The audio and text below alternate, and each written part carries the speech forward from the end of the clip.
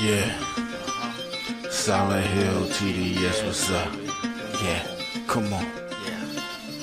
IOW Sports Network, late night edition. Let's go. Come on. We about to raise the bar. Wild card mark. Everybody grab a seat, cause you know we about to spark. Late night sports talk. Modelo Le Cigar. Man, you don't wanna start. Wild card mark. We about to raise the bar. Wild card mark. Everybody grab a seat, cause you know we about to spark. Late night sports talk. Modelo Le Cigar. Man, you don't wanna start. Wild card mark. Hey. L Boogie with the hot flame, ashtray full of top names, little tree for your membrane. This the 9 hour time frame. I just snatched up a 6-pack, got my hands on a lid pack, whipping up a little batch of snacks. Yeah, man, I think I'm all set. Late night, can't sleep, go ahead and just tap in. Better grab you a cold one, and we about to get some laps in. Wild card on the microphone, he'll hit you with a couple flurries. Y'all need to just strap in for some entertainment sports commentary. We about to raise the bar. Wild card mark. Everybody grab a seat, cause you know we about to spark. Late night sports talk. Modelo Le Cigar. Man, you don't wanna start. Wild card mark. We about to raise the bar.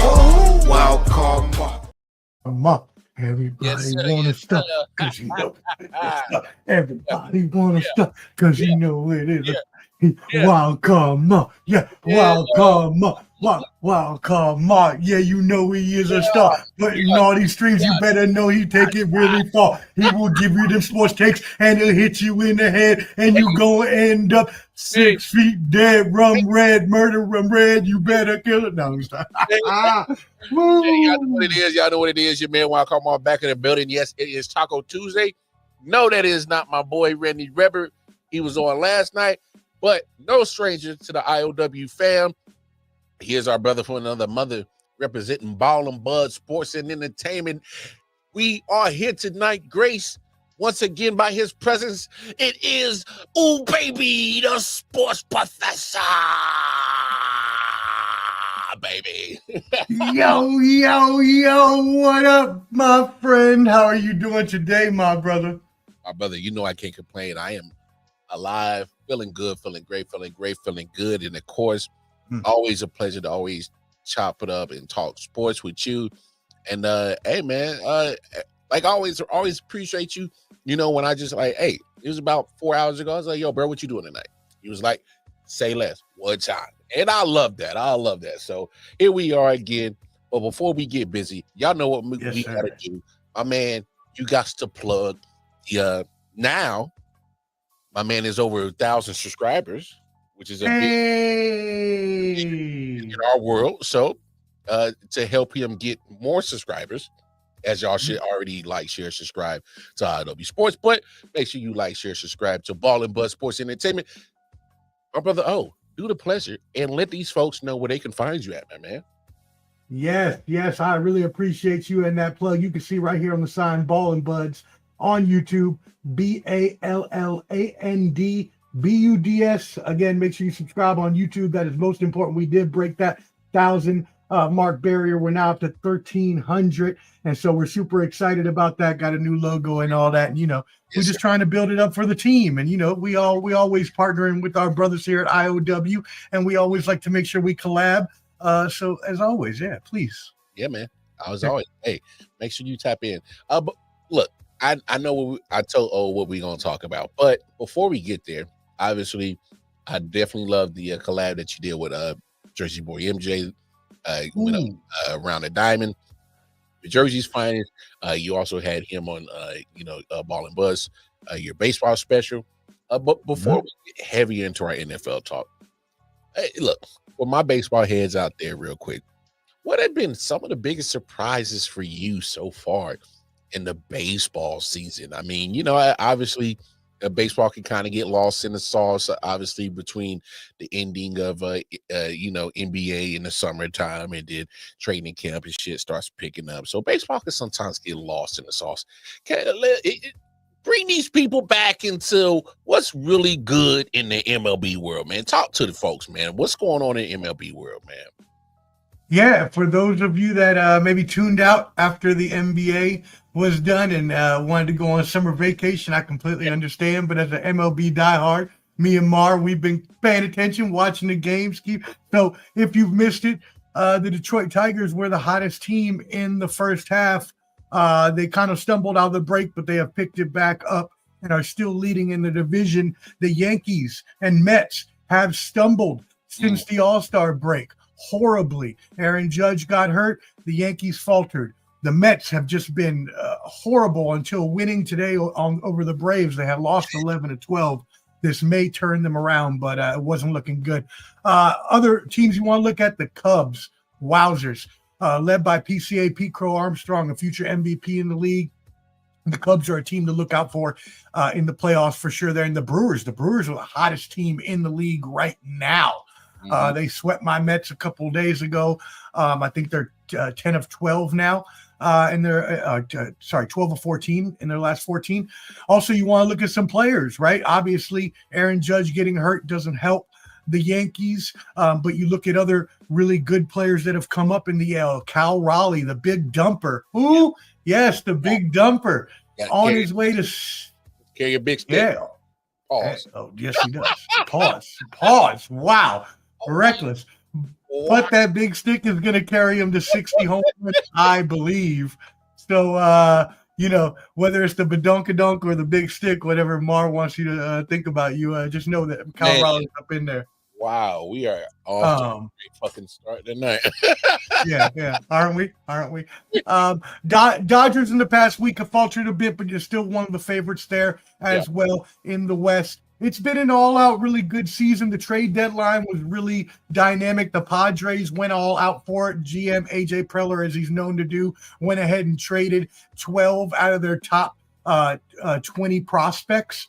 I was like, wow, that's just crazy. But they're San Diego. They're going to go for it when they can. So it's been a really good baseball season. And just looking down the stretch, it's going to be a dogfight in these divisions as to who's going to come out into the playoffs. Oh, and the Baltimore Orioles have been the biggest disappointment of the year.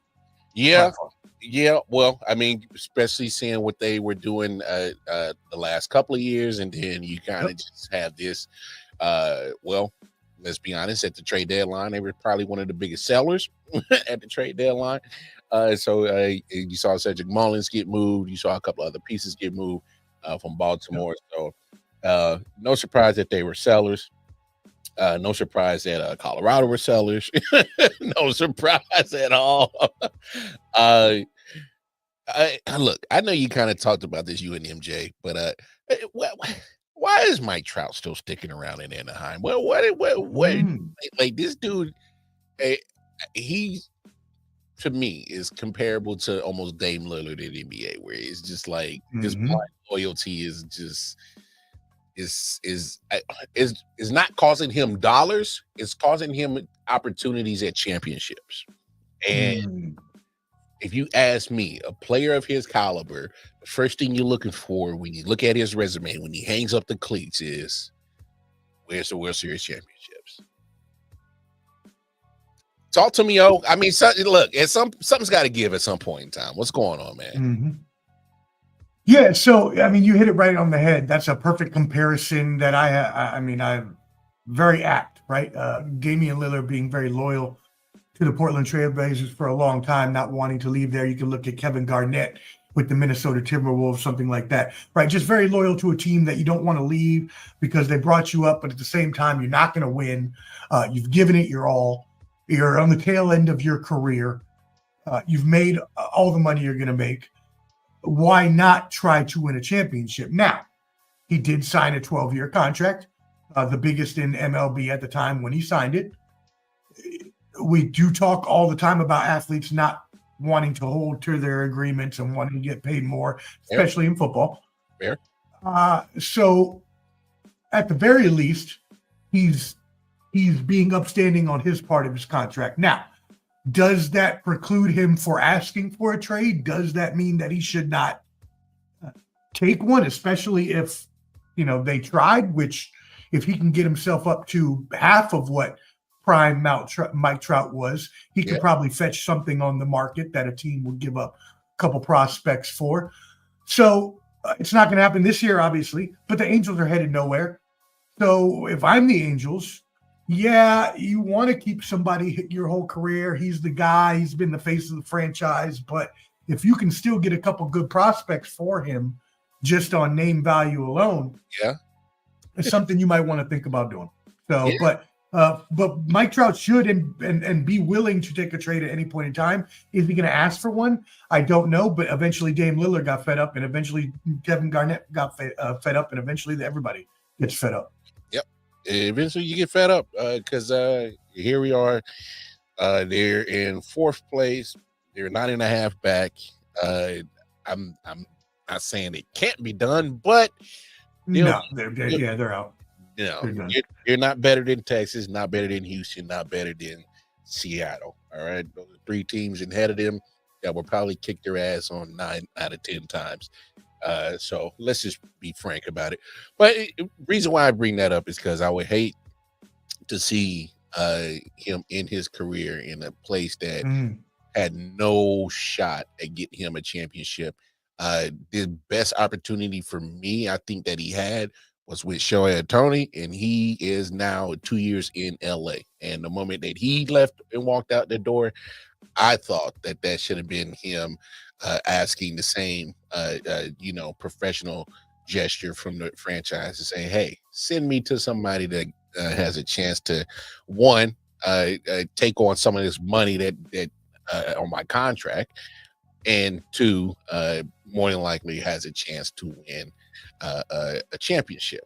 And it's only a few teams that you can really think of in MLB right now that could probably fit those criteria.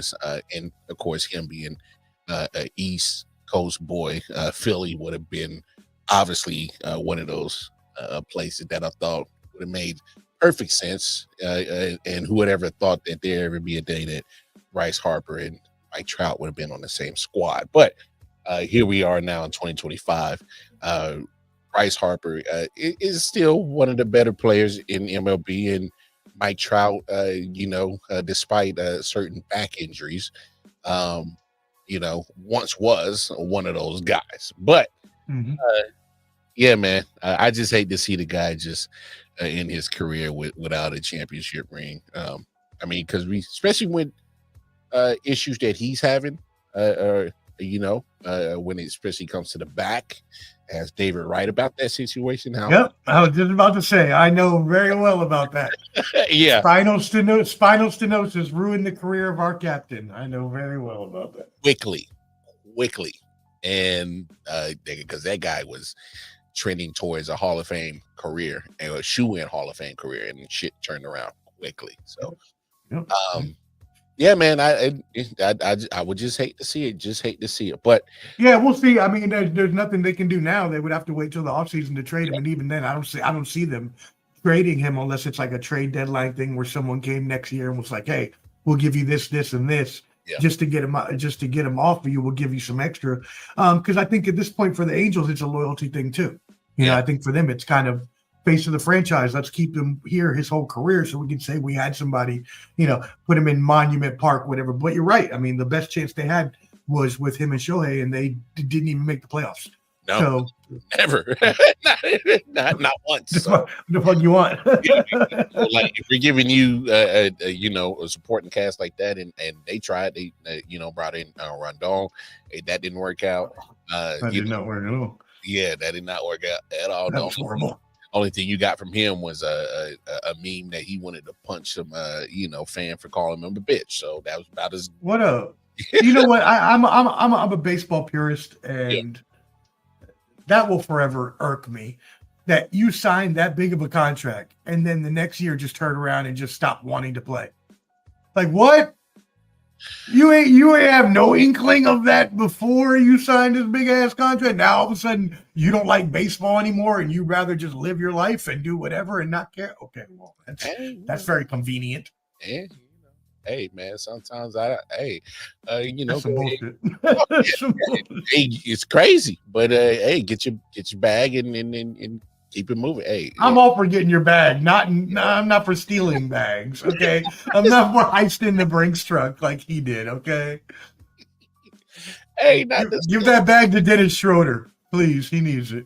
That's crazy. That's crazy. But let's move on, because what we really are here to talk about is football. And before, obviously, y'all know who I root for, and it's so crazy how me and my brother have this great chemistry, but in football terms, we should really hate the shit out of each other. But yeah, turn it around. Go ahead.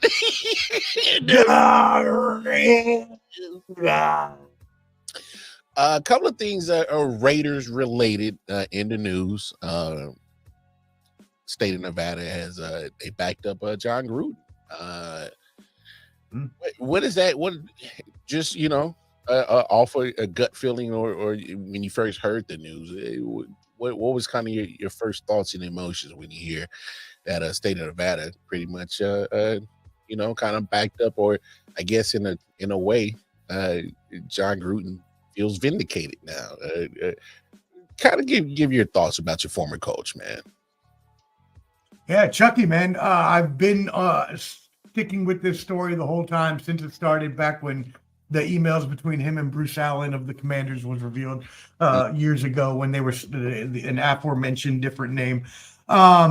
This is not complete vindication yet. It does give him the ability to continue in his pursuit for what he considers to be justice, or what was the injustice done to him, as emails being leaked and improper persuasions that caused him to get fired and things of this nature.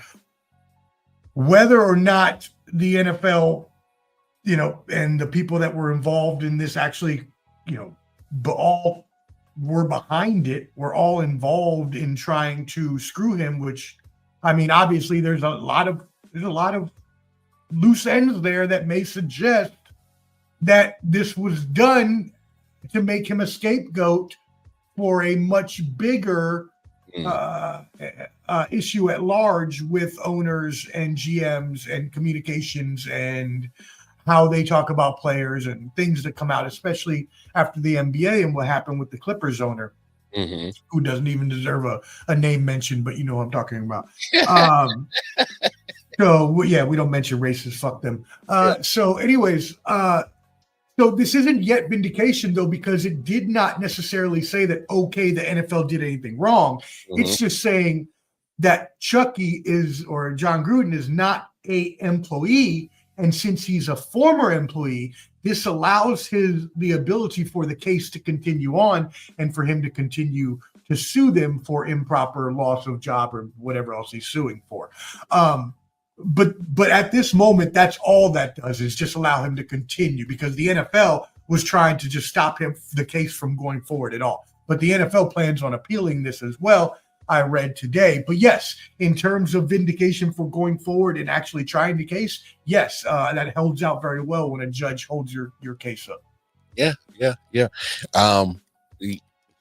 Now, I will say, and I think he was wronged. If you want my professional opinion. If you look at all the loose, I apologize to step on you. No, go ahead. No, break it down. But if you look at all the loose ends, because again, I did a whole Mind of the Professor segment on this. So when the emails first came out, the emails were between him and Bruce Allen. Bruce Allen was the former GM at the Raiders when John Gruden and him took us to the championship the last time we went and got our ass whooped in 2000 by the Baltimore Ravens. That was they have been longtime colleagues and friends since then. They've obviously had email communications over those 20, 25 years, whatever.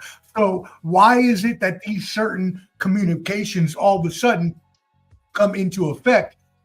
Not saying that what he did or what he said wasn't wrong, because it was. It was racist.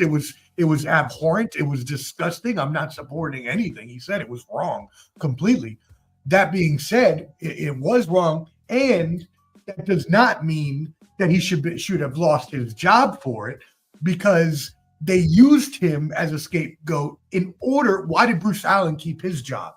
Why have all these other owners who have been caught saying things kept their job, right? So anyways, I think John Gruden had a couple people that didn't like him, some enemies that decided, you know what, we're going to make this go, get him out he's going to be back. He'll be back coaching. He was already, been coaching in training camps for different teams every offseason. So he'll be back. Don't worry. Once this all blows over in like 5 years, he'll be coaching again.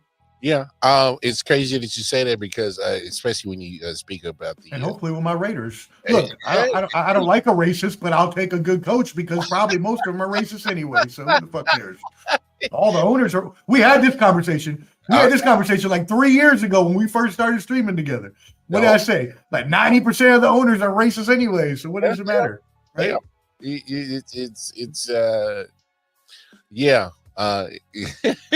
Yeah, you guys had to go back and watch that episode. But when it comes to the him being the scapegoat and the cover up thing, I think when you say that he has a possible cause, like professionally, to say he was wrongfully terminated. That was the word. Thank you. Wrongfully terminated. Yeah, but when you look at just him being in that position. Like you said, he'll be coaching again. He'll, because I was just looking at him talking with the LSU team, and who knows whether it'll be in professional or NFL or at college ranks. He'll get another opportunity. People want to deny it or not. His name still carries weight in the NFL, in the football world. All right, yep. Let's be honest about that. Hey man, there's a lot of things, especially in the NFL, that can get overlooked. Obviously, him suing the NFL probably has no bearing. Brian Flores was still able to get a job with his ongoing lawsuit. Unfortunately, he'll probably never get a head coaching job, but I don't believe that to be true. I think Flores could get a job next year. I don't think that to be true. I think they're all in cahoots, Doug. They're all in cahoots. Like, this is all tied in together, and whether you even used as a scapegoat, they're going to bring you back because you are who you are and you bring money to the league. I'm just curious, as in because the NFL never really released the actual findings of everything else that was in part of the investigation. Why is that? That stumbled upon the John Gruden discovery. So I obviously there's some more behind that he can use, like you said, he can probably use that for as leverage to say, why didn't anybody else go down? Why was I the only one to lose my job? Come on now. You don't have to be a genius to connect these dots. All right. You don't have to be a genius to connect those dots. So, but let's look at now present Las Vegas Raiders. Crazy release with the Christian Wilkins. Obviously, you're a Raiders fan. Give us more insight on it. What was that? What was going on? A guy that you literally just gave a lot of guaranteed money to a year ago, and is one and done. Didn't play much because of the injury, and then poof, he's out of here a year later. And they're talking about a year later, and he had a $56 million signing bonus. So they're going to try to recoup on insurance about $28.5 million. So I have I know plenty of people within the organization. So I talked to some of my sources. So they're going to try to recoup $28.5 million based on insurance purposes, or up to, depending on how much insurance decides to give them back on that. Whether they do that by percentages or whatever, they're going to get some sort of money back on that signing bonus. But you're still looking at $25-30 million for 6 games before he got injured with a foot injury. And so what happened after that, they went into the offseason expecting, okay, you have this. It wasn't a Liz Frank, but it was kind of like sort of close to something like that. And they expected throughout the offseason for things to get better. Things never got better. The progression in his rehab just never improved. His foot was, you hear these stories sometimes when players get injuries and just things don't get better. And they're right. And so the Raiders said, okay, well, you need to get you have to get a surgery. Right. You need to get a surgery so we can get this fixed and get you back on the field. He refused to get a surgery. They even said, look, you don't have to trust us. Go out and get another doctor's opinion. The Raiders said that to him. They were like, go get another opinion, see if you need it or not. But we're pretty sure they're going to tell you this. He didn't want to even go get a second opinion. So not only did he refuse the surgery, but he also refused to kind of let competing doctors have opinions. And the Raiders just aren't putting up with that anymore, especially with the new ownership, with Tom Brady coming in and everything like that. They're definitely about culture, especially bringing in Pete Carroll. And they figured that if he didn't want to get on board with having a surgery to try to get back on the field, that he was in breach of his contract, basically. And so they were willing to let him go, hoping to recoup some of that money and just moving on from what they didn't see as a positive solution. Wow. Man, that's crazy scenario. Shout out to my guy Chris Down that does the Arrowhead Chief podcast with me. He brought up a good point. He said getting rid of your man Christian Wilkins, it's kind of like one of those situations where is it worth well, especially for the Raiders, they did it at the right time, releasing him and saying, hey, we're going to get this money back, because NFLPA is in a whole jumbled mess, and something like this can easily fall for the cracks where he, and I hear, obviously, NFLPA said they're going to file a grievance on Christian's behalf. They just appointed their interim head of NFLPA a few days ago. I forget his name, and it escapes me, so I apologize for that. But they're a whole bunch of mess. So this is what I would say if I were the Raiders. First of all, NFLPA, how about you get all your ducks in a row? How about you get your house on order? How about we stop going to Magic City and putting shit on the NFL business card like some dumbos, okay? All right, look, I am a known connoisseur of a gentleman's club, but I am not going to be putting that shit on my business tab and trying to charge that shit to the IRS like some big dummies. Both of y'all deserve to be fired, and NFLPA don't be bringing me no lawsuit until you get your ass figured out first. You ain't even got a real director right now. That's what I'm saying. Yeah, he's still on interim terms. So look, you gotta be kidding me, dog. But I'm saying, like, if you're going to say, like, this is the time that you want to recoup some payment from a player, hey, that shit gonna slide right under the radar, because they are dealing with so much mess and turmoil and trying to clean up their own damn bullshit. They got the government and the IRS to deal with right now. They ain't worried about Christian Wilkins. No, we don't give a damn about your grievance, bro. We about to be sued for fraud right now. We don't give a yeah, we worried about the bigger fish to fry in this joint. But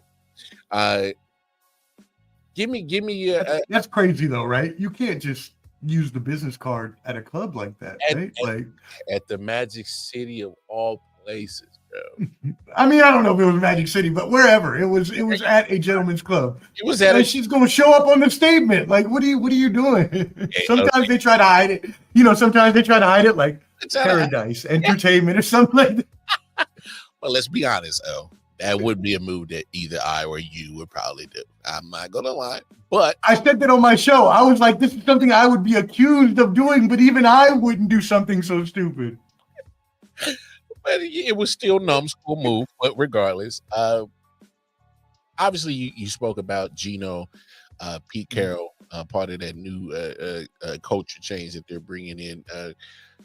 What are your expectations of the Raiders this year? Obviously, like you said, a lot of change, and hopefully, for the better, and bringing culture and things like that.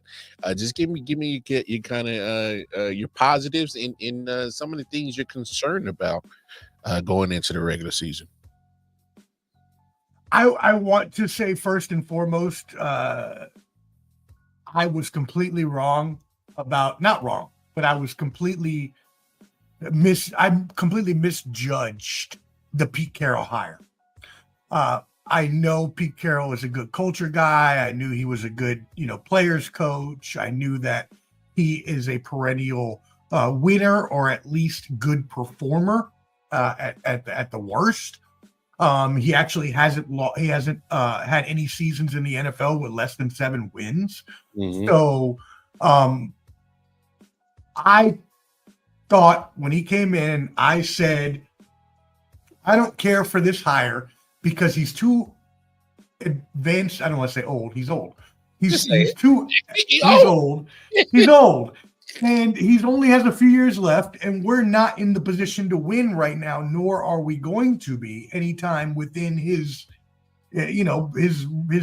career that I can think of. And especially, and you know this because I say it all the time, Patrick Mahomes is still the best quarterback in the world.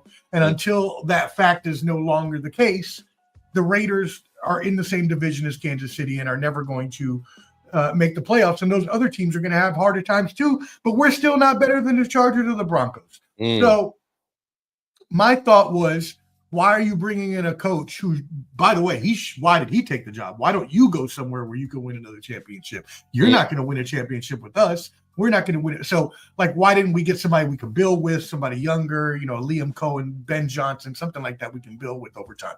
Whatever. I was wrong. Pete Carroll has completely changed this franchise around for the better. He has installed a culture that the Raiders have not had since that 2000 era when we had the Rich Gannon and the Tim Brown and the Jerry Rice, and the leadership was impeccable, right? So the culture that he's brought in, the no nonsense, but yet very player friendly, very loose vibes kind of culture has really done wonders for the Raiders, not only as a team, but more importantly, as a franchise in the background. And pairing that with, again, I'll say I will say I was wrong about this, and this was more because I am a hater of formerly known as Tom Shady.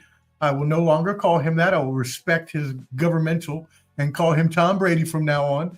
And it was mostly out of hate that I didn't want it, but I must say that Tom Brady has as well brought a air of winning, an air of a culture of positivity and growth and things like that, right? Tom Brady's the owner. Players now want to play harder, right? It might not be a conscious thing, but those are just like unconscious tangibles that bring to an organization that has been in the depths, in the dredges, in the mires of NFL for the past 25 years.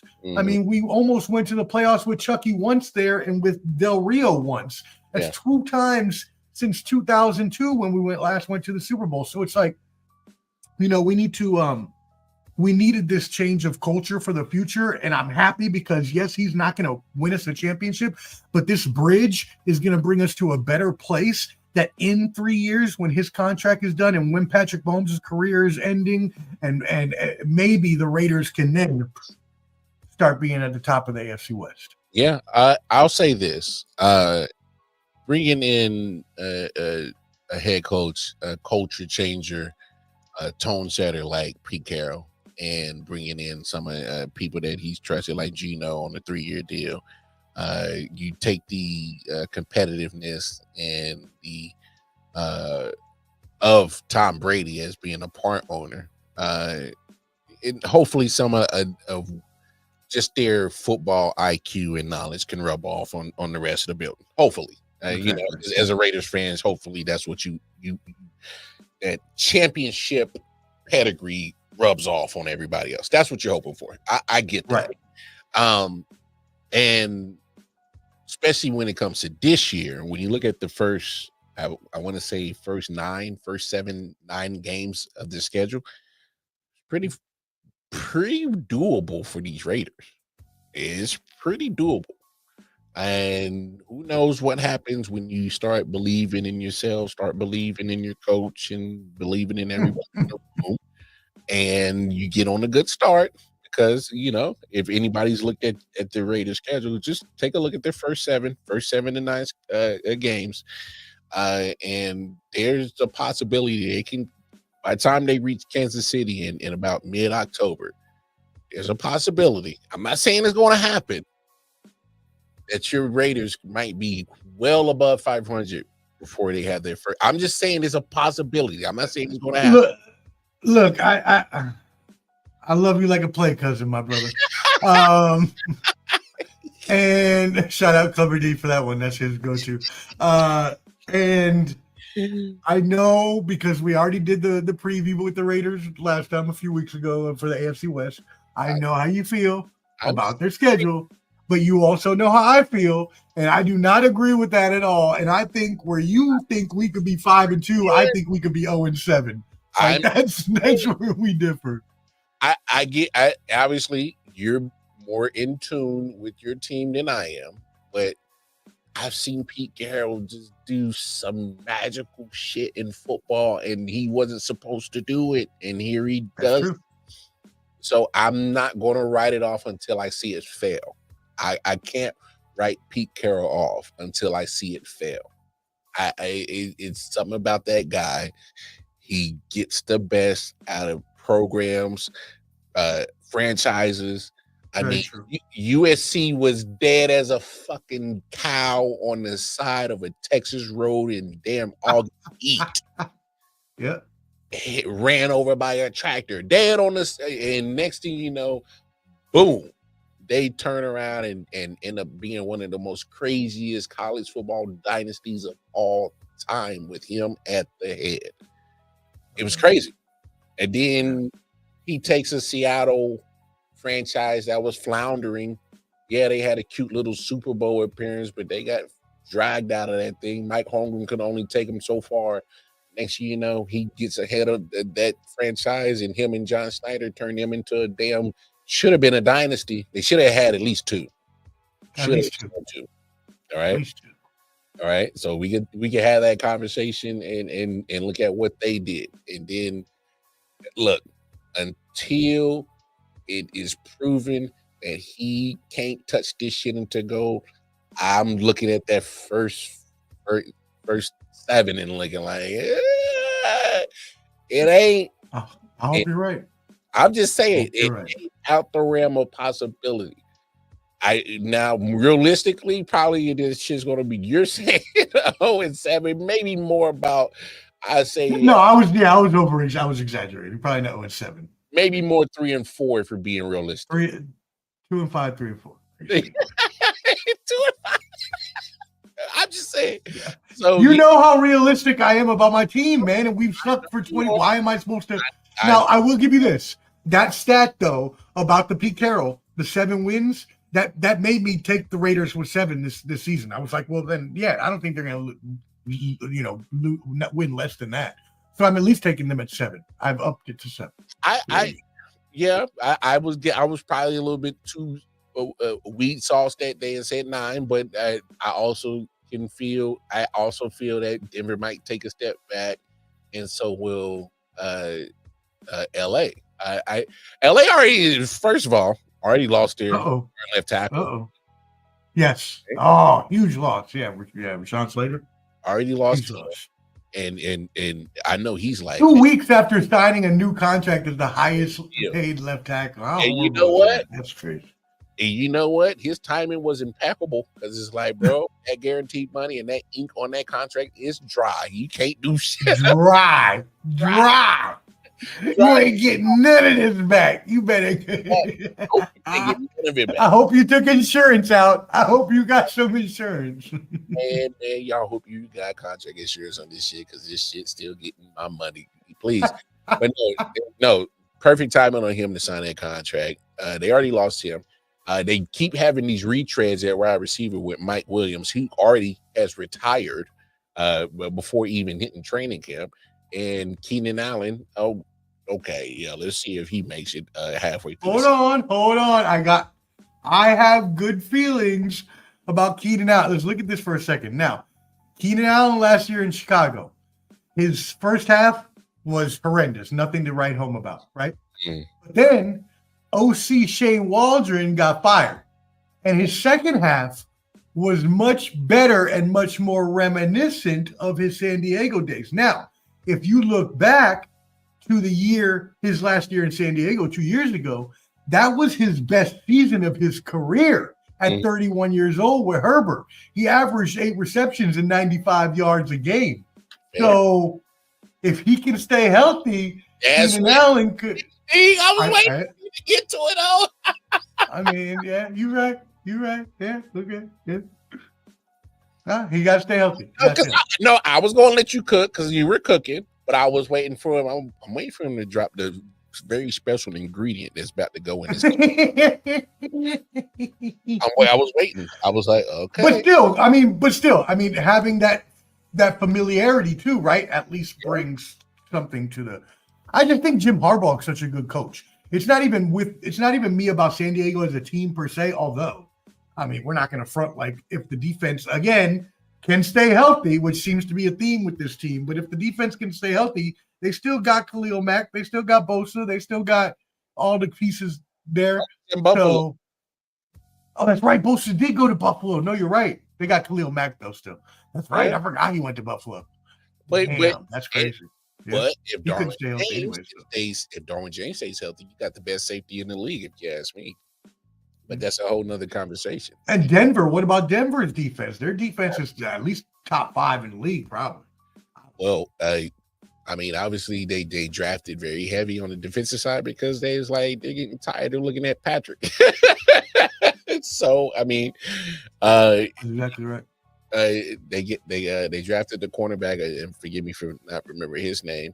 Then they go in to add to the other side of probably one of the best 3 corners in the league, in Patrick Surtain Jr. So, yeah, Denver's not playing around. Obviously, they did a lot to make sure that let's slow down that guy right there in 15 and try to as best as you can try to help the development of Bo Nix. I hate to say it, and because I would hate for Jake to get a hold of this content.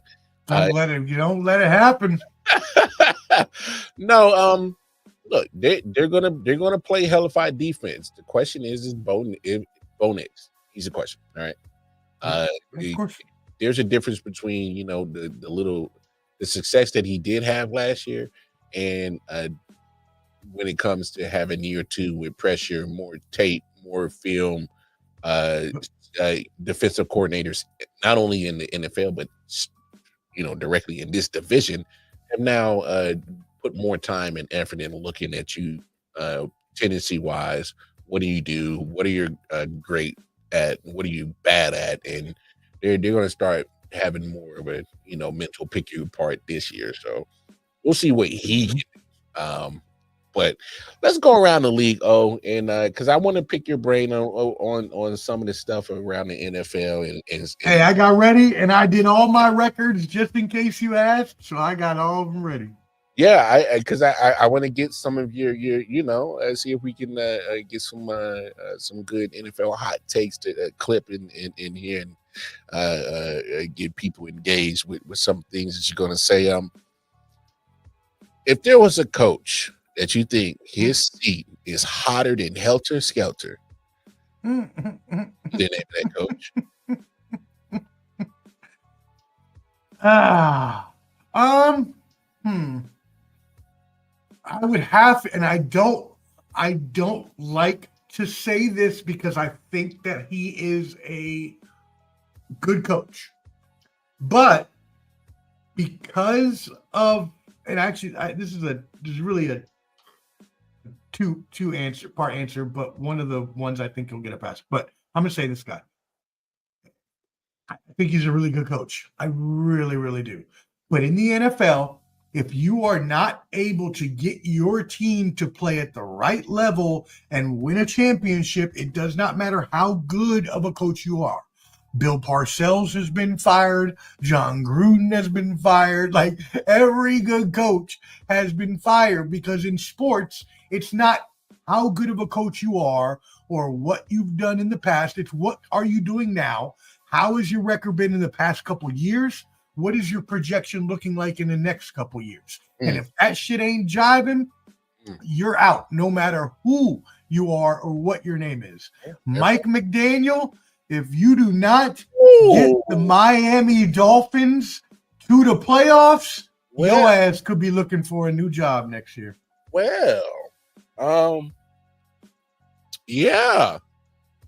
You know what sucks about his situation is his situation and his success was primarily tied to Tua Tagovailoa. And Yep.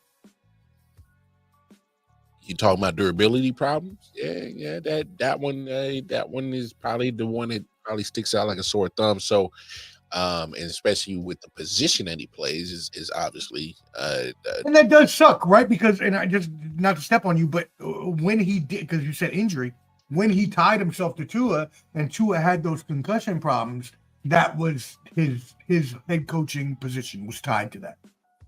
yeah, and you already signed him. So, congratulations on Tua to making sure that he stayed healthy enough to get the contract. But I would still had been leery as a franchise, and still would probably made a backup, plan B. Definitely a plan B. And to be fair, I don't think 1 year would have been enough for me to say that you can stay healthy. That's just me. No, and I wouldn't have given him 5 years. I'd have been like, sorry, bro. I know that's the going rate, but now we're gonna have to do 3 years or so. I'll give you a little higher annual average value, but we ain't doing no 5 years. No, the 5 years that's tied too long. And for a guy that has a lot of question marks when it comes to durability, and I think he does make himself a good offensive. Probably he'll still get a job as an offensive coordinator if he does get fired. Mm-hmm. Oh yeah, of course. Yeah. Like you said, I just think his situation is just a case of misfortune when it comes to the injury bug. If we're having an injury-free Tua Tagovailoa, we're having a different conversation, and not only about Mike McDonald, but we're having a different conversation about the Miami Dolphins. Yes, agreed. So, I said when he had that season that he came in for Jalen Milroe, Alabama, I said this kid is going to be a superstar in the NFL in 5 years into the league. And he would have been if it wasn't for the injuries. But unfortunately, hey, that's the sport. You get injured, your potential now goes down, no matter who you are. Look at Christian McCaffrey. I mean, look at his value the past few years that he's been injured. So it don't matter who you are, man. Sports, if you get injured, that's a huge part of it. Any other coaches you see asses need to get in gear before they get the peak slip? So the other one that I was thinking about, and again, I think he's going to get a pass just because he's been there and they can't expect him to win too much with a rookie quarterback. But Brian Daboll has to start proving something with the Giants. He should have already been let go once he tied himself to Daniel Jones.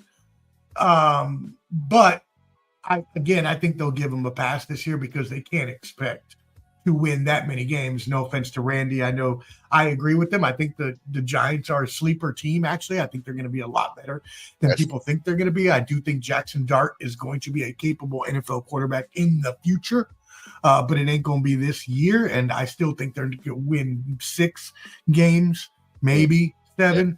So Brian Daboll, why not make – I mean, I guess who can you find better is then the question at that point, right? Because, yeah, you can get rid of coaches, but who is better on the market at that point that you can get that to replace that? And Brian Daboll, while, again, this just comes down to results. I'm not saying he's not a good coach. Mm-hmm. I think if you put Brian Daboll in Buffalo, I think he'd be doing an amazing job.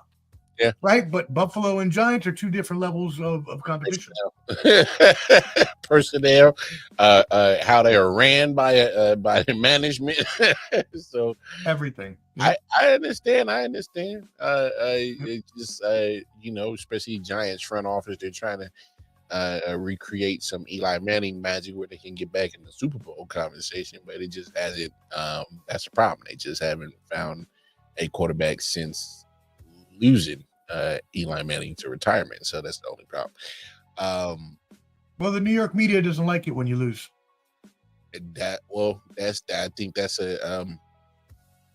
another monster they got to tackle on. Trying even say what you want about the Jets. The misfortunes of their franchise is clearly on front page in that huge market. So, at least the Giants have been able to kind of keep their fan base at bay because they at least won a couple within the last. Won a couple Super Bowls. Yes, right, yeah. They're enough to kind of keep them at bay. But yeah, I can only imagine being a player and dealing with that market. I can only imagine. You gotta be one of the strongest mental motherfuckers on the planet. And it's not even as bad as it is in other sports, because football, right? Unless you're the quarterback or the receiver or the running back, something like that, it's not going to be as bad as basketball or baseball, where the media in New York will just be on your ass if you're the Knicks or the Yankees and you suck. Nah, man, you're gonna hear it all damn day. Man, they're finding your address and they will leave you a big burning bag dog shit on your front door. I promise you. Yeah, no, you're not wrong at all. Shit. They will dox the fuck out of you. They were ringing that doorbell. You come in, you see that flaming bag. Flaming bag of dogs. Don't step on it. Don't step on it. Don't do it. Just take it out. You go hose. Just. Yeah, you got money. You got a fire extinguisher somewhere. That's tremendous. Oh man. If there was a player that you think is going to absolutely break out, it could be on your team, any team, a player that you think is due for a breakout season this year. You don't have to be one. And just kind of throw some names out there that you kind of got a gut feeling some guys are going to help somebody bring a fantasy football trophy home this year. Oh, are we talking fantasy or regular? I thought we were talking regular. Regular fantasy. You can lump them all together. You can separate them. But because obviously, I think when you break out as a player, sure. It affects the fantasy as well. So you can crossbreed them or tackle it however you see fit. Let's see players that are going to break out. I definitely think that CJ Stroud had a down year as a sophomore slump. I think the offensive line is going to be a little better this year. Yeah, they got rid of Laramie Tunsil, but they revamped the whole offensive line in hopes that they would make it a little better. And if they can, keep him upright and not let him get sacked 50 times again, I think CJ Stroud could have some good upward mobility as the superstar that we thought he was going to be his rookie season. Who else we got? I think in terms of running backs, I do like Keaton Mitchell with the Ravens, and as well Chase Brown with the Bengals. Especially fantasy-wise, Chase Brown should be somebody you were looking to pick up in that first round. With the Bengals, they used him at a 75% usage last year, and they are not slowing down this year at all. Also, in terms of high usage fantasy-wise for running backs, Ashton Jeanty. Pete Carroll has already come out and said that he's going to run him into the ground. So you can take that to the bank. Yeah, you already kind of knew what that was. Like the moment that he drafted him, I'm like, that's his beast mode. Yep. He said, I'm going to run this mother. Like he is beast mode. That's right. Lad McConkey, I like out of San Diego. I think that he's going to take that step forward with them not having that real number one kind of receiver there per se.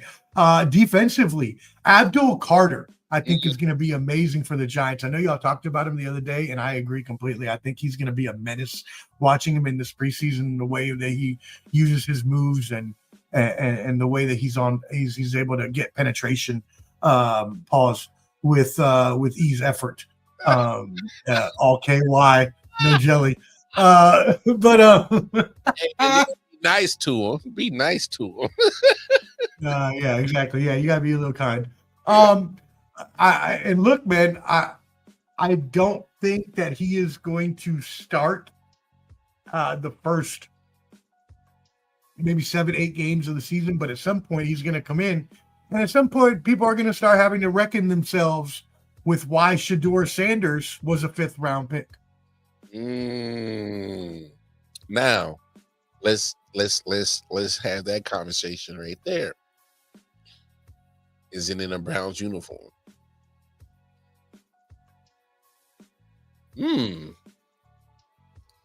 So pretty much everything that's just been saying is just kind of smoke and mirrors, and then what I guess what is it, that old trick where you talk bad about something, make it look lesser than the value of it, and then you backhanded compliment. Yeah, but then deep down inside, you know that it's a diamond in the rough, I guess. But I think what Shedeur did in his first game, for me, it was already something that I expected, or not. I should say I wasn't surprised, because I mean the guy, all right, he went to HBCU and balled out, and then they said, hey, well, go to the D1 level and do it. Then he went to the D1 level and he had a damn near solid career. I mean, obviously, the team success Very good career. In Colorado year one, you can say it wasn't there, and then they kind of had a better season year two. But isn't that all the more better for him, seeing how they had such a shitty offensive line and he still played so well? I mean, I would think that would be better on him. Hey, Mel Kiper stood 10 toes down on the situation during the draft, and right now he seems like the only guy that. But again, it's preseason. I get it, right? I get it. It's preseason. He was playing backups, whatever. It doesn't matter, because I thought he was good in college, and I never thought the Raiders should have let him pass the second round. I thought we should have drafted him in the second round. Yeah. So there's no reason that he should have lasted to the fifth round. Yeah. And whether or not it's against backups or not, he went out and showed the same skills that he showed in college. I hate when people want to say, "Oh, it's only preseason." Well, it's still, for me, it's still a competitive, professional setting, because some of these guys that you're playing are not guaranteed to even have a job. So some of these guys are playing. They're playing ball. That's very true. Some of these guys, you got to put this is an interview for not only the team that has you in their camp, but there's 31 other guys, GMs, 30 if you Packers got no, one. you got it right. Yeah, 31. other GMs. The team GM. Yeah, I guess they don't technically have a GM, right? Gotcha. So if you're looking at, I see what you did there. That was good, Mar. That was good. I see what my thing is like I hate when people, it's only preseason. Like, hey, no, they're still playing their butts off. There's still guys playing their ass off because they have to, because the little, unfortunately they're not going to be like your top 5% of the NFL that has guaranteed money and has endorsement deals and living in a big ass house on a resort that looks like a resort. They don't have that luxury. There's guys that are driving a fucking beat up Nissan Altima right now and are trying to, just make sure the fucking ends meet. And they're chasing the dream. So let's not. I hate when people want to poo-poo on, it's just preseason. Look, I understand what preseason is for. It's for you to work out kinks, get familiar, get chemistry, especially if, especially in the NFL, it's a revolving door. You don't have that always same team every year. You want to keep as much as you can that looks familiar, especially if you've had success, but there's no guarantee you're going to, and that 53-man roster is always going to change every year. So for me, preseason has its place, has its importance, but I just hate when people want to poo-poo on it, like, it's only preseason. All right, so you go, if you were ever in a position where it says that everything you do, every rep that you give, every answer you give in class, every opportunity you get in a game in preseason, and it comes down to the right before week one, and you on the cut, and it's something that you just didn't get right, or one guy just did something better than you, and next you know you out the door. And I mean, we seen cats get cut in training camp because they snuck a little piece of pussy in, man. You know what I'm saying? Like, yeah, I'm just saying, like this is not your average job. This one is not your. And it is commensurate too, right? So, yeah, he's not playing, Khalil Mack and whoever, but he's also just coming out of college and doesn't have any NFL experience. So he's playing against people he should be playing against skill-wise, level-wise at this point in time until he can prove himself to be better. And I think that he will. So. Yeah. If you were Travis Hunter, would you stick to one side, or are you going to stick this thing out and play both sides? Oh, no doubt about it. I'm playing both sides. Hey, I want to be known as that dual threat player that actually was able to do it for a long period of time. Yeah, we have Charles Woodson and others who have played both receiver and cornerback, but no one has ever actually been well, let me take that back.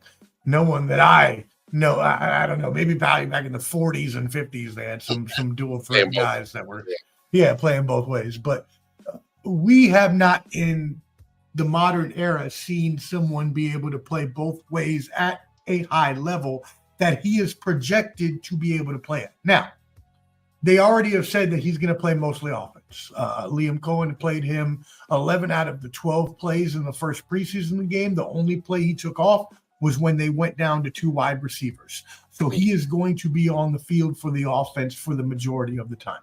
I also suspect from hearing, I talked to one of my sources down in not Jacksonville, but Tampa Bay, and he has sources in the Jacksonville organization. And he was telling me what he's heard is that he expects him to have a nickel package on defense. Also, making sure that he's coming in at the most opportune times where they need a playmaker on the field for defense, but that they're not going to wear him out where he's there, first down, second down, third down, so on and so forth. So you should expect to see an 80-20 split offense and defense, maybe even a little more 85-15, but he is going to be on the field for defensive snaps, the most important ones to be certain. Hey, I'd play him both ways, 50-50. I'd be like, get out there and do it, you dog. You're a beast. I don't care. Just go play. Now, obviously, that's not sustainable, and you can't do that for his health and for his career. But in a utopian world, I'd be like, you're gonna be out there every day and play is what you're gonna do. So hear me out on this. Obviously, he's a first round pick, so he has 4 years, 5th year option. If I'm him, I would, before I even get to that 4th year, I might decide if he's feeling okay health wise and he's balling. I know where you're going with this. if he's balling and has the health, then yes, I would make precedent that, hey, look at the top 5 average of wide receiver. Look at the top 5 average for cornerback. Yep. And I want you to combine them motherfuckers. We'll have to talk numbers, because I'm just saying, if he's at about to go into year 4 and he's playing 80 to 85% of the games at a high clip, I gotta talk about, hey man, I'm available, and not only am I available, I'm available on both sides. I have to, because this and I'm gonna take this back to Le'Veon Bell, who tried to play his role in this when he was the number 2 wide receiver behind Antonio Brown and was the number 1 rusher for the Pittsburgh Steelers. And it was a year he was trying to get the money. He said, yo, you got to pay me for both productions. If I'm your number 2 wide receiver and I'm your number 1 running back, then we got to talk numbers on the production on what those will look like. So right. In relative term, I would say, hey man, I need T. Higgins type of money as a number 2, and I need Christian McCaffrey money because I'm your number one running back. I'm giving you productions in both fields on the same offense, same football, same quarterback, and I'm giving you crazy numbers on both the receiving and rushing. In Travis Hunter's terms, if I'm being your number one cornerback, which if you look at the roster, you can have that debate right now that just him joining the roster, he's already probably their number one best corner. Wide receiver, he's you put him on that roster, you can have that debate that he walks in being their best number two wide receiver. Because Brian Thomas Jr. He's not better than Brian Thomas. Yeah, not a receiver. No. So if he keeps that production going and available, and you go into year 4, Jacksonville would literally have to come off like a history making precedent type of contract. At least if I was Travis Hunter, me and my peoples would have to have that conversation. Hey man, we're doing transcendent shit right here. We need a transcendent contract. You're gonna ask for it, and I can tell you exactly what they're gonna say. Well, you play 85% of your time at this position, so how much does the receiver make? All right, we'll take 85% of that. Yeah. And we'll take 15% of the quarterback, and we'll match those together and take your $40 million and shut the fuck up and go play football. And that's why, and that's why at some point, like you said, hey man, they're gonna look at those snaps and it's like, yeah, all right, we'll come up with a transcendent contract by percentage of what you play, sir. Hey, no, I hear you. That's why I'm an advocate that if it's me, I mean, that's what they did with Shohei. They said, okay, you're half batter, half pitcher. Okay, then you get half the best batter and half the best pitcher, and we'll put them together, 750 or 700. There you go, boom. You got 350 as a hitter, 350 as a pitcher. Boom, there you go. Yeah, and be honest, like I would, choose go to that wide receiver market. Of course. Oh yeah. It's a lot deeper than that cornerback. Not saying he couldn't get his money at corner, but man, I'm just saying just look at what these wide receivers are getting. They're not too far behind the quarterbacks, and we already know. And we've seen it with the tight ends too. With the tight ends that try to reclassify themselves as wide receivers to get more money. Darren Waller tried to do that with us. No, buddy. No, don't try that. Yeah, because you can say, hey, man, if I'm lining up right here all the time, that's not a tight end. That's a wide receiver. Yeah, I get it. And hey, that wasn't bad strategy on his team's part. No, not at all. Yeah. I mean, hey, try to play every angle you can to get that bag. Shit, right? That bag, baby. Yeah, get that bag. What are some of the things that you're kind of feeling? Like, going into each year, you're like, man, I got a gut feeling on this team might come out and surprise somebody, or this team might absolutely be dog shit. Like, what are the teams that you're kind of feeling are going to make a lot of noise, and what are some of the teams that you think are just going to absolutely be booty juice, basura, a Smet? A little bit of the booty juice, a little bit of the basura. Let's start with the booty juice basura.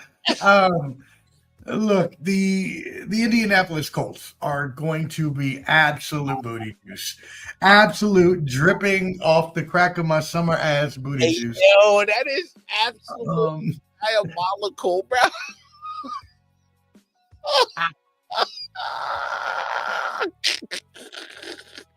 Why do I keep hearing I keep hearing a lot of people saying the Colts are just gonna absolutely be dog shit, and I'm like, I don't know. I'm kind of conflicted. It's like 5-12. I mean, look, and Anthony Richardson is hurt now. I know the injury came back clean, the X-rays came back clean, but that's a pinky injury. And one more hit to that hand, and he could be done for the season.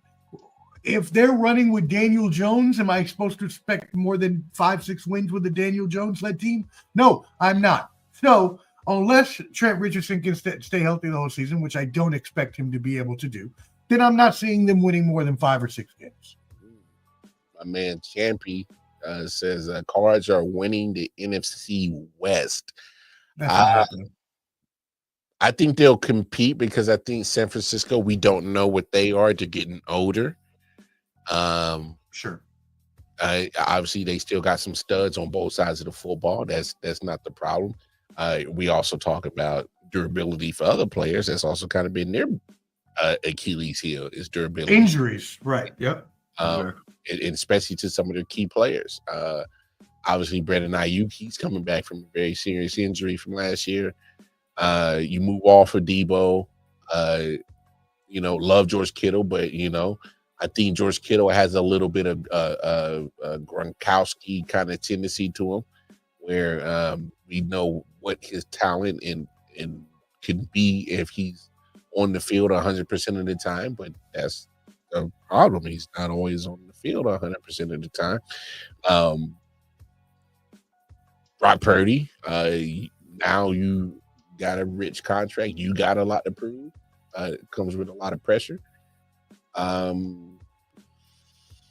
don't know what San Francisco is. I know Arizona was pretty scrappy last year. Probably won some games they shouldn't have, or been in some games that they shouldn't have been in.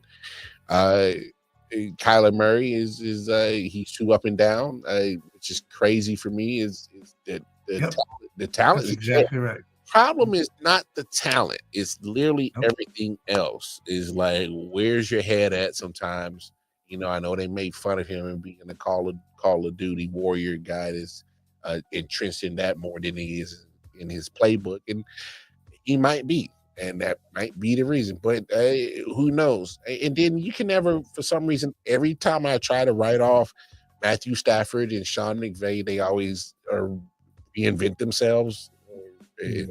Themselves, so I can't write them off until Matthew Stafford decides to get out of LA and get away from Sean McVay, because obviously their chemistry is just top tier right now. It is quarterback coach chemistry right in the league. And Seattle, I don't know what Seattle is. They were scrappy, but they had too many ups and downs as well last year. I don't know.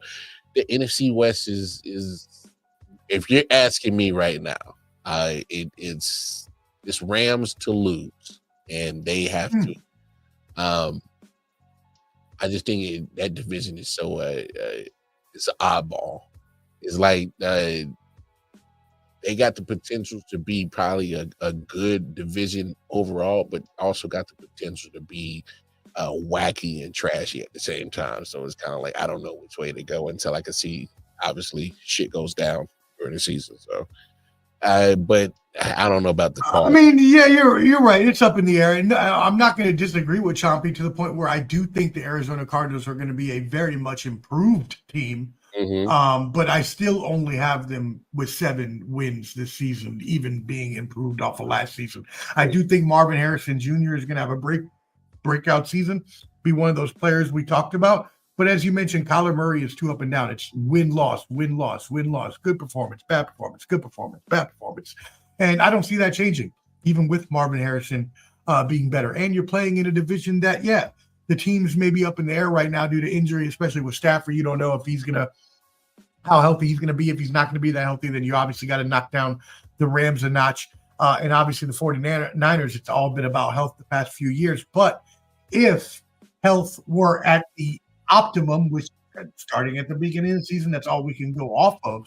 The 49ers are still the best team in that division, with the Rams in second and then the Seahawks in third. Cardinals are still bringing it up at fourth. Now, you could switch the Cardinals and Seahawks there, depending on how you think Sam Darnold is going to play, and I think he's going to turn back into the pumpkin that he proved he was in the playoffs. But I think the rest of the team is really good in Seattle. So I think even without him, they can still get 8-9 wins. But Sam Darnold is going to turn back into a pumpkin. And that's why Geno Smith is going to be good. They're both not good outdoors. If you look at the splits for Geno Smith last year, indoors versus outdoors, he was a Pro Bowl quarterback indoors, and a below average quarterback outdoors. But he played in Seattle in the outdoors. Now he's going to play with the Raiders indoors. Geno Smith is going to have a much better season, and Darnold is going to go just back to how he was when he was with the Jets, seeing ghosts. Seeing ghosts is crazy. You're not the first person that feels that way. I think Randy has kind of mentioned that too, and I'm kind of worried that he might turn back into that pumpkin too, because I'm. If we are being honest about Sam Darnold, it was coaching really failed him when he first got into the league, and that's fair. Sure. Okay, so I think he came in the league too young too. I think he came in way too young. He should have stayed another year at USC. Well, I just think he kind of just wanted to go ahead and it was like, I think this is as hot as my iron is going to get. Let me jump and take. Hey, get that bag, right? Yeah. And then you look at the situation in New York, it wasn't conducive for him to win, period. All right. Carolina really, he has some injury bugs that kind of follow him there. So that didn't work out. Now, when he got to San Francisco, I actually thought that was a good situation for him, being in San Francisco with Kyle Shanahan.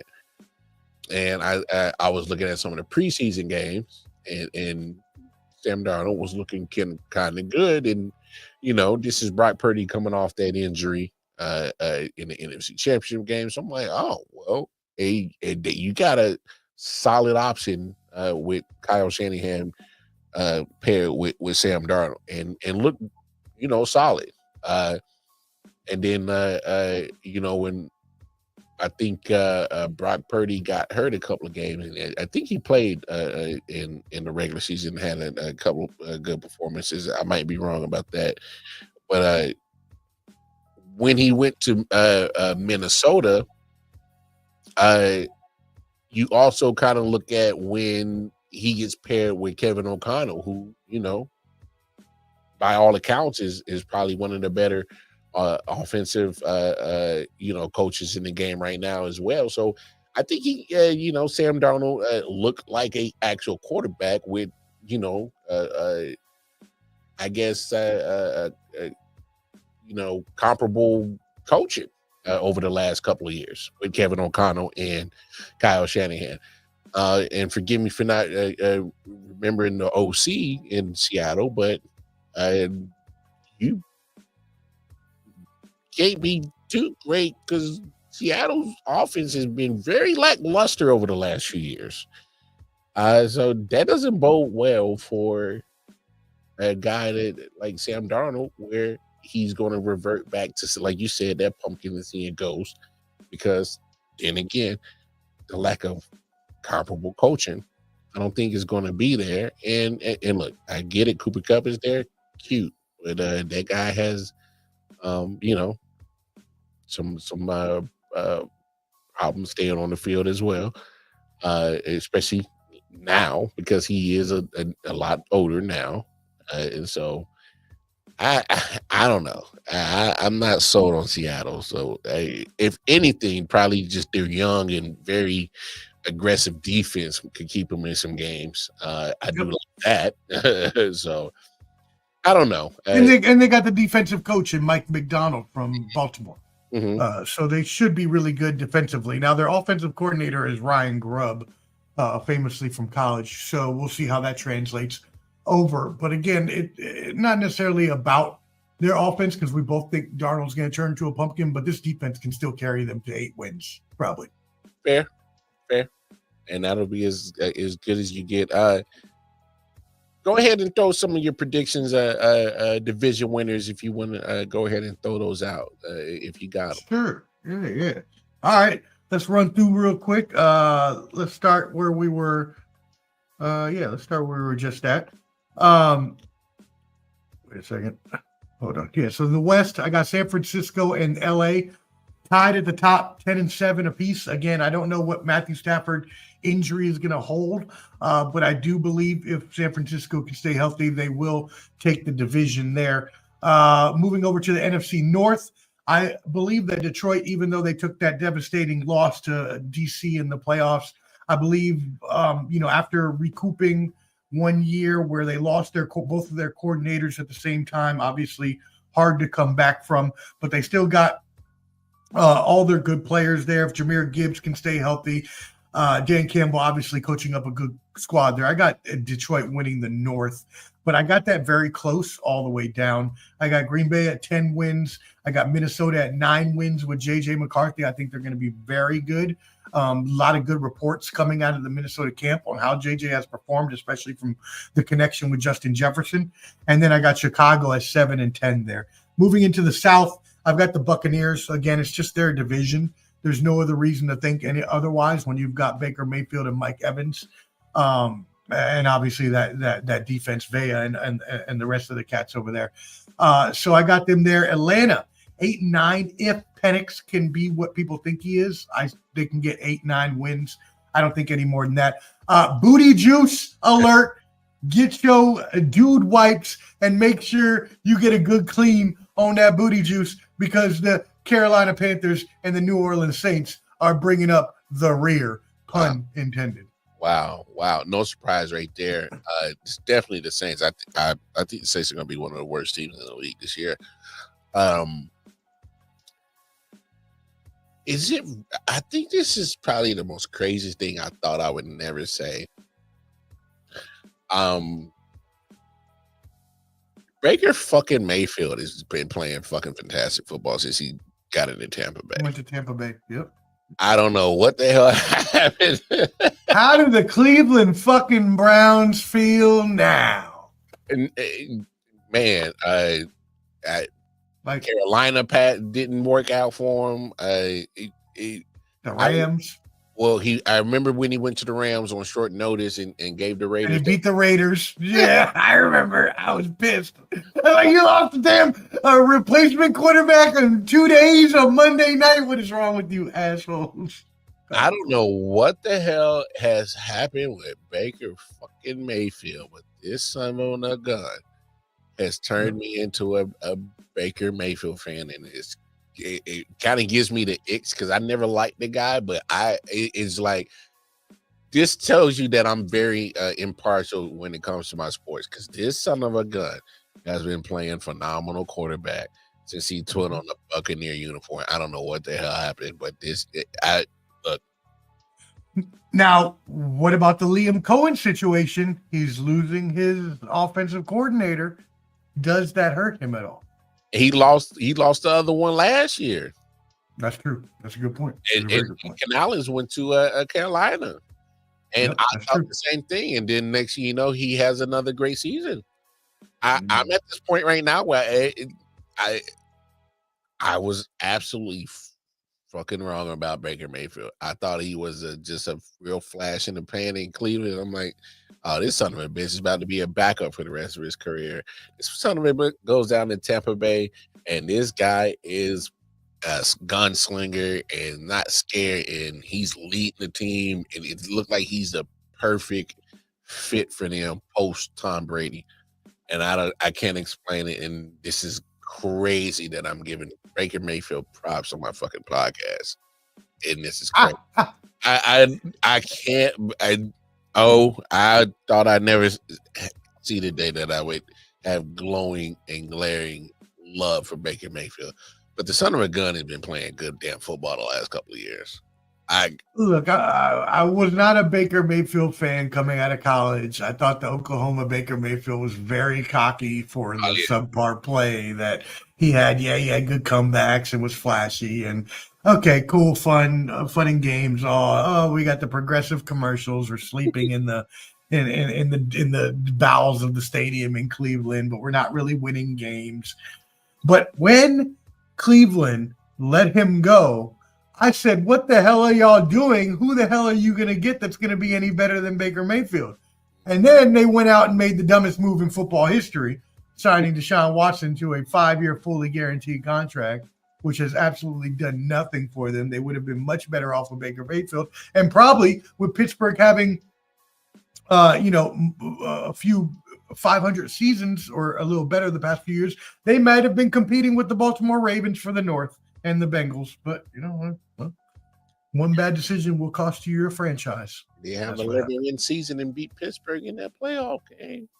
They did. But I didn't think he would have turned into this. I'm just being honest. I didn't see that. So yeah, man, he's been. Also, the South is a little weak, right? So he's playing some week, 6 week games a year. He definitely has 4 gimmies, so that's for sure. And obviously the 2 he has with Atlanta is probably going to be his stiffest competition. But there's 4 gimmies right there. But continue with your division winners, man. I just had to get that off my chest because please, that was great. Yeah, I like that. Jesus Christ, this guy's been playing good football. No, you're completely right. In the NFC East, you got the Eagles. I don't see any reason that there should be that they lose 12 games. Yes, I know they lost. Especially on defense, right? It's very hard to lose Josh Sweat, Milton Williams, Bryce Huff, Brandon Graham, also Darius Slay, CJ Gardner-Johnson in the backfield. Losing those many players is hard, but when you draft like they do and you have the Jalen Carters, the Nakobe Deans, you go out and you trade for Zach Bond, who turns into a all-pro the first year that he's there. Nolan Smith. Yeah. You got Cooper DeJean coming out as a rookie, having the interception in the Super Bowl. Quinyon Mitchell. They just keep restocking and restacking. Philadelphia takes that division, but I do like my hometown DC Commanders. I think that they are not a fluke. I don't think Jaden Daniels. I do not think that he's going to have a sophomore slump like a lot of quarterbacks do at that point. So I got them down for 10 wins. Dallas Cowboys. I've been vacillating back and forth on 8 and 9 wins for them. I would love right now just to shit on Jerry Jones a little bit. I'd love to go back to your beautiful segment on the Audible podcast. Shut the fuck up and pay the man, please. Because it's ridiculous. This just continues to happen year after year after year, and it's every single time. Go back and look at the history of the Dallas Cowboys. You can go all the way back to when Emmitt Smith held out in 1993, and they lost the first 2 games and had to bring them back. This happens with them year after year with all of his star players. Do you know that since the start of when they could have signed or should have signed Micah Parsons to an extension a couple years ago, all of these other players, including Jamar Chase, Bosa, so on and so forth, have signed? It has cost them $40 million in extra payments because now they're going to have to beat all of those contracts to have the most money, and they could have saved all that money a long time ago. But apparently this super yacht motherfucking invite me to the yacht, Jerry. Damn it. You want to blow some money? Invite me. We can blow some money together. And I mean that in all literal ways that I just said that shit. So get at your boy. No, Jerry, hand me the money. I don't need to be on that yacht. Just hand me the money. And I will disperse of that money how I see fit. But no, I don't want to be on that yacht. But you see what I'm saying? The money, he must got money to blow. Oh, he must have money to blow. I do not want to be a co-conspirator and not a damn thing. All right. So I do not need to be on that yacht at all. That's all right. Look, I've heard about the rich and they eat the humans and stuff. I don't know. All right. But and damn it, I'm sexy, so I ain't trying to be on the menu. All right. And so right. Hey, you got that chocolate skin. They're gonna eat your ass. Ew, pause. Yeah. Oh, it's like a month. That was reckless as shit. Oh my god. Reckless as hell. But no, look, Jerry does this every year. We know this, but the problem that he is doing, and I get it. He knows that he is a walking ATM owning the Dallas Cowboys. I know that. Because he is a good businessman, but you can save your team a lot of money on the cap because you keep being the last guy at the end of the line.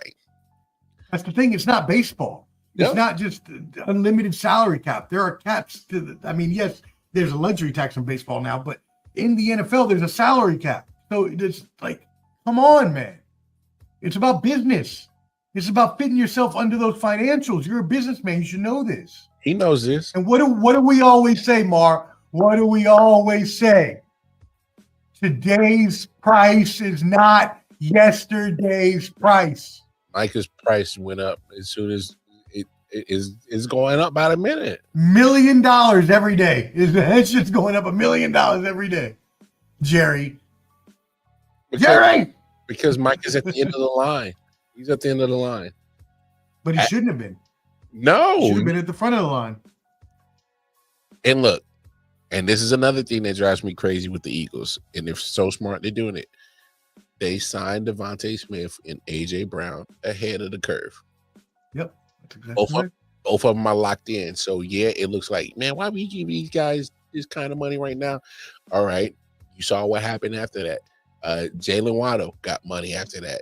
Tyreek Hill came back and restructured his. Then you see Jamar Chase, Justin Jefferson, T. Higgins. Just so on and so. Trey Hendrickson, Joey Bosa, like all these people getting contracts. He can't be at the end of the line, and Jerry continues to be at the end of the line, and that's probably going to be the detriment to him not getting a Super Bowl ring, because him being at the end of the line, it causes for you to not have that money to fill in the rest of your roster with adequate talent. And how about the fact that now you don't get time with the new defensive coordinator? You're not in training camp. Now, granted, it can't be that hard to just say Micah go fucking tackle the ball carrier. Yeah. But, you know what I'm saying? Like, no, trust. You just say, hey, Micah, just go get the quarterback. And got it. But still, it's you don't want him to not be in football shape. You don't want to be using game 1, week 1, week 2 to get in shape. He needs to already have his game shape and game legs about him, because otherwise you're just being a spot guy in those first 2 weeks, but you're not getting in game shape because you're just going to be used for pass rush situations every so often. Right. So, and what about other players getting used to playing with you? Yeah. They don't know how to play with you. Some of these rookies and stuff. Yeah.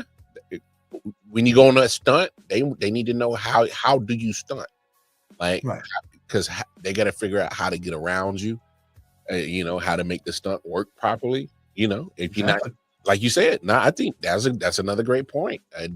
Your teammates need to get to know how, because Tank Lawrence, he's no longer there. DeMarcus Lawrence is gone. Your part pretty much, Micah Parsons is pretty much on a new defense. There's some pieces in the back end that might be there and coming back from injuries from last year, but it's going to be tough because this Dallas Cowboys defense, it was a lot of Swiss cheese. It wasn't too great. It wasn't a lot of positives. So not at all. Yeah. I will say this about the Giants, though. That front seven is going to keep them in a lot of football games on their defense. Thibodeau, Carter. You had brought up Carter right. earlier, and you put Sexy Dexy, Thibodeau, Brian Burns. Burns, just, oh my God, that defense is nasty. That front seven is just disgusting. Nasty work. And I do think Jackson Dart will be good eventually, but he's gonna have his rookie growing pains. And again, when you have a division with DC and Philadelphia, you just can't expect. You can only expect to win so many games. I do agree with you on the 10 wins with DC. I think that just because obviously the stiffer competition or schedule wise for them this year, I don't think Jayden Daniels steps back. I know one thing. Why y'all fucking with Terry McLaurin? Hey, what's good? Stop it. by all accounts, and again, I'm from DC, a model citizen, on and off the field, does not miss games. By the way, has never had a co-receiver with over 700 yards, but has gone on to have 1,000 yards every single season of his career. Stop it. Stop playing with Terry McLaurin. Pay that man.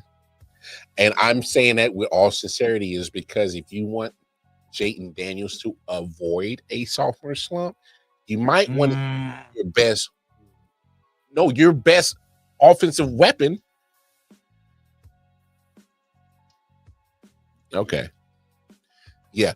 12 wins that you got last year. There's a lot that had to do with motherfucking Scary Terry. All right. See if you get close to 12 this year without that guy, not in that damn 17 uniform. All right, keep playing if you want to. Yeah. No, I agree completely. They need to pay him. I know the difference is right now that he was drafted in the same draft as DK Metcalf, and DK Metcalf just got that new deal at $33 million a year. And then Cortland Sutton came in and signed a 4-year, $23 million, which really depressed the value. So now I'm used to DC. The Commanders want to pay him in the middle of that, or even at the Cortland Sutton level, which is wild to me. But they want to pay him more in the middle of that and not give him the DK Metcalf money. I'm like, just give him the DK Metcalf money for 3 years and call it a day. I'm sorry. I can't. If I'm Terry McLaurin, if you don't put me near CeeDee Lamb, I don't even want to talk to you. I'm being dead serious. Look at his production. Okay. Look at his production. And then look at what he's been having to throw him the damn football. Yeah, he's been on a horrible team, especially before Jayden Daniels. Especially before Jayden Daniels. That was a bad offense. It ain't his fault. It ain't his fault why the team can't keep a damn name and can't keep consistently in the playoffs. It ain't his fault. Nope. And yeah, you weren't here as this ownership group during all that shit, but damn it, this is what you inherited. So you inherited me, so I need you to inherently change my life and my family's life inherently. No, if I'm Terry McLaurin and my people, don't even come near me if we ain't even near CeeDee Lamb. I'm just saying. I don't think he's gonna get CeeDee Lamb money, but I'm with you. I would at least ask for it. Realistically, yes, I agree with you. I'm just saying, if there's somebody that is deserving of crazy money right now, and it's not like he doesn't have the numbers to back it up. And he stays healthy, and he's a model franchise player, and he goes out and works in the community and shit like that. So, like, yeah. If I'm his team, I'm using every damn positive in the world to make Terry McLaurin look like the damn Mother Teresa of the NFL and give that franchise every damn reason why he deserves X amount of close of money near CD. And like you said, Deebo Samuel's not the player he was, so they're going to need. No, they're just going to rely on Terry McLaurin heavily. I'm with you. I'm not saying Deebo is past his prime, but I'm saying he's not the same Deebo that it was that got him that fame.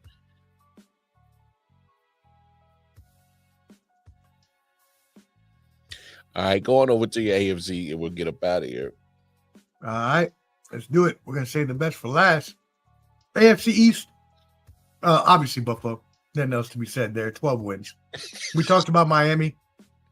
I think Mike McDaniel does save his job. 9-8. I think they sneak in at the last wild card. 7-10 for the Patriots. I know a lot of people are high on them. I am not. I think Drake May will be decent in the future, but I still think they got a long way to go. And the New York Jets. You were talking about it with, I believe it was either Bobby G or Randy. I watch all your shows, so I don't know. They all blur together. But you were talking about the Jets and how much of a mess they've been ever since Aaron Glenn used to play when he was there in like 95, and now he's the coach, and they're still going to be a mess. Booty juice. Damn. Booty juice. I'm talking about when I wake up in the morning and I got to go hit the constitutional. I'm talking that kind of booty juice. Crazy. That's that drank too many beers, and how dare I eat that Taco Bell at 2 a.m. type of bubble guts, bro? That's that Splatterhouse booty juice.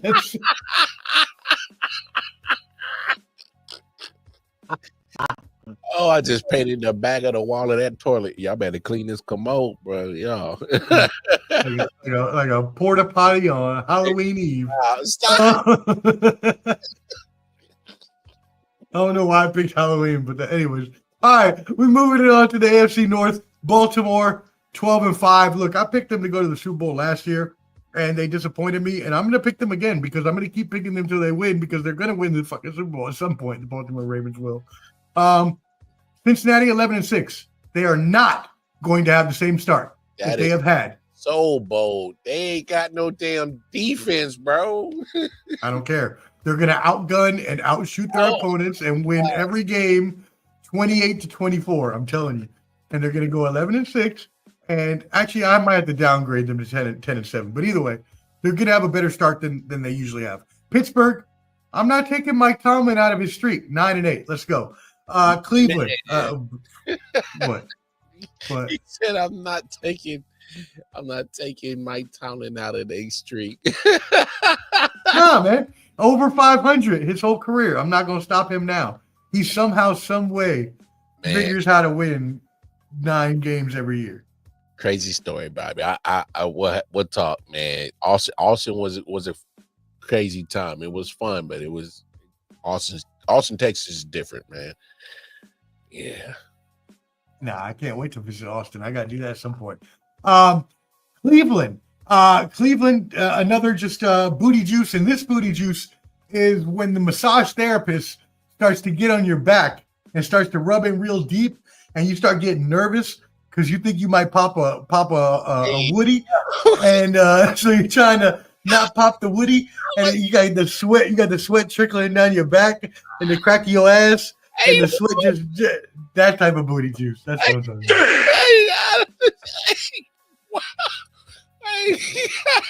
I had no idea where the hell you were going with that. I did not envision that.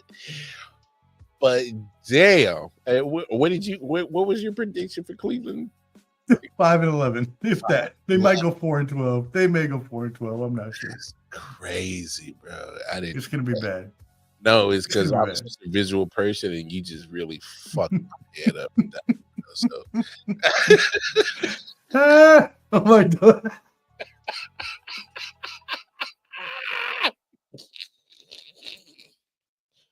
He said, "I already got a fire on Allen."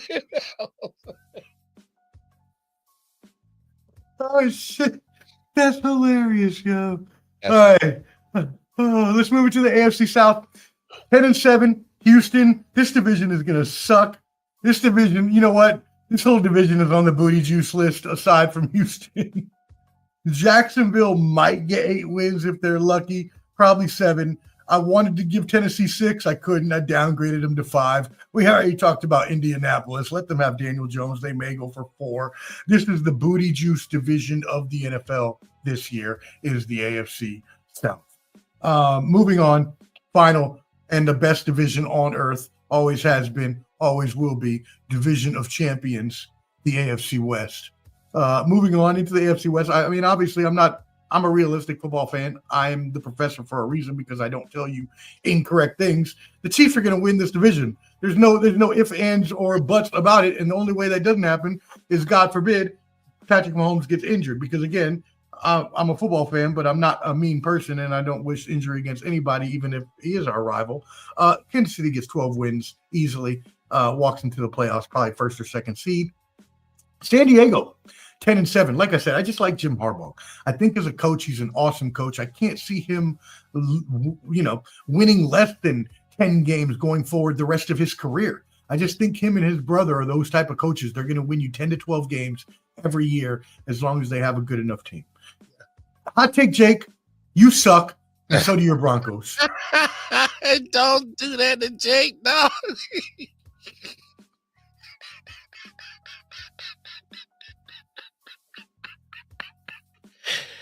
Hey, yo, that is crazy. I hate you, Jake, and I hate your ponies.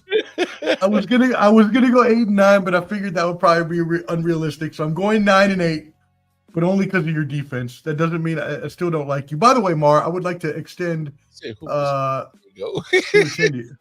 Oh, did I say San Diego? Oh shit, I sure did. I wrote San Diego on my sheet too. Damn, you know I'm old school. Hey, I still call them San Diego from time to time, or like I'll be like Los Angeles Chargers. I catch myself calling San Diego all the time. Don't even worry about it, bro. That's funny.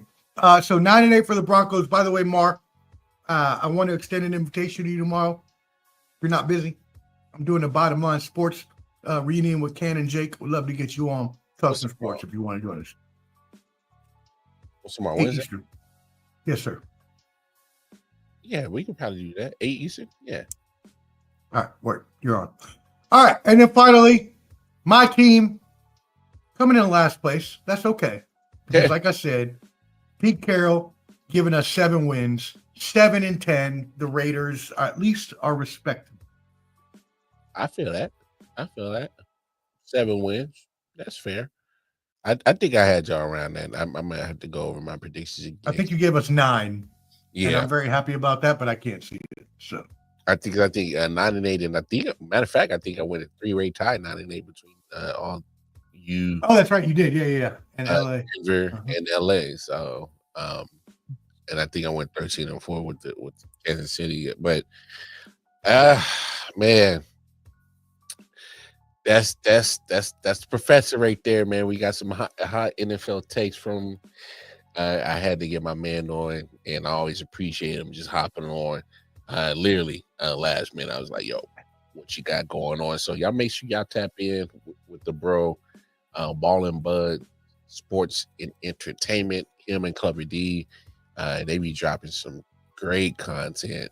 Love what they do. Obviously, we love the collab. That's the only time that you get a Chiefs and Raiders fans in the same room and not really to kill each other. So, hey, that's just what we do. You say you trying to call us in your squad out here committing via. Wow. Hey, we have moved on from Henry Ruggs, sir. I think you need to stop bringing up old stuff. That is crazy. The shooting shots is. May she rest in peace. Her and her dog, Tina Tinter, was her name. That is. I will always remember her name because, look, man, we all make mistakes in life. Yeah. And I cannot say that I have not drank and drove in my life because I have. I think and I can't say that something like that couldn't have happened to me. So thank God it never did. But we just pray for the family and that girl that lost her life, and hopefully, I mean, they're able to. Yeah, that's a hard thing to deal with. But he's giving he's paying his punishment to society. Yes. One day he'll get out, and hopefully he will be a renewed and refreshed man, ready to continue his future. So, we only wish the best for everybody in the situation. Yeah. That being said, Ball and Buds, make sure you catch Mar tomorrow. Did you think that the Raiders and the Chiefs were going at it? Tomorrow you get the Raiders, Chiefs, and Broncos. If you really want to see some fireworks, join Wildcard Mar, Hot Take Jake, Can, the Stat Man, and myself. We're doing a little mini Bottom Line Sports reunion with Wildcard Mar tomorrow night, 8 p.m. Eastern at Ball and Buds, BALLAND BUDS. Make sure you subscribe on YouTube. And one last programming note, Mar, if you would not mind, I know you mentioned Clubber D, Thursday night, 8 p.m. Eastern. Clubber D, the Combat G's Combat Sports Special for UFC 319 this weekend as well. We would talk boxing, so check us out at Ball and Buds. Nice. Hey, especially with Bud Crawford and Canelo coming up in September. I'm pretty sure I can't wait to guys' coverage on that as well. Hey, so y'all make sure y'all tap on over to the homies content again. All in Bud Sport and Entertainment. All right, you dig? Hey, we out here as always. Y'all know what it is. Hey, y'all catch me tomorrow for the last show of the week. That's what I got planned for y'all. We'll see what kind of shenanigans we can get into. Bobby, don't do that, Bobby. I didn't want to do it. I didn't even want to do it that quick, but I didn't know how to train it. Man. But nah, man. Hey, we out here, but y'all know what it is. Hey, take care of yourselves. Take care of each other. hey, God willing, we'll see y'all crazy ass motherfuckers tomorrow, man. Peace and love. I'll let y'all. Yeah. Silent Hill TDS, what's up? Yeah, come on. LW Sports Network, late night edition. Let's go. Come on. We about to raise the bar. Wild card mall. Everybody grab a seat, cause you know we about to spark. Late night sports talk. Modelo, let's go. Man, you don't wanna start. Wild card mall.